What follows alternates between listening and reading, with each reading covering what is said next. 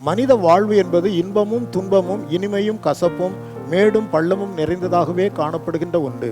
சூரியன் பிரகாசமாக உதிப்பதும் பின்னர் மங்கி மறைவதும் அனுதினம் நடக்கின்ற நிகழ்வுதான். அது போன்றதுதான் மனித வாழ்வும். எனவே வாழ்வில் கசப்பான நேரங்களை கண்டு துகள்வதோ இனிமையான நேரங்கள் கண்டு மிகவும் கழிப்பதோ இல்லாமல் வாழ்வை சமநிலையில் பார்க்க அறிவதே உண்மையான மகிழ்ச்சியை தரும். இஸ்ரவேல் மக்களின் 40 ஆண்டு கால வனாந்திர வாழ்வில் இந்த முரண்பாடுதான் காணப்படுகிறது. இறைவனின் அற்புதங்களை காணும்போது துதிப்பதும் போற்றுவதும், சிறிதளவு துன்பம் வந்தாலும் இகழ்வதும் முறுமுறுப்பதும் அவர்களின் வாடிக்கையாயிற்று. எனவேதான் எகிப்திலிருந்து புறப்பட்டோரில் யோசுவா, காலேப் இருவரை தவிர 20 வயதிற்கு மேற்பட்ட ஒருவரும் வாக்குத்தத்த தேசத்திற்குள் பிரவேசிக்க கூடாமற் போயிற்று. உதாரணமாக மாரா என்னும் இடம் வந்தபோது தண்ணீர் கசப்பாய் இருந்தது.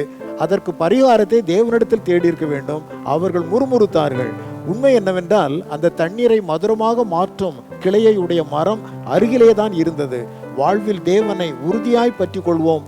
வாழ்வின் எந்நிலையையும் சமமாக ஏற்றுக்கொள்வோம். அதுவே வாழ்வில் இனிமையை தரும்.